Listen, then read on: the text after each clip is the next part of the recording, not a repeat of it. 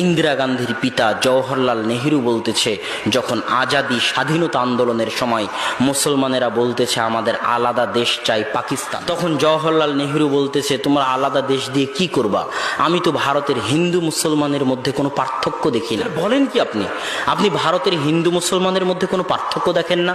তো বলেন না, মুঝে হিন্দু মুসলিম মে কোই ফার্ক নজর नहीं आता, হিন্দু মুসলমানের মধ্যে আমি কোনো পার্থক্য দেখতে পাই না।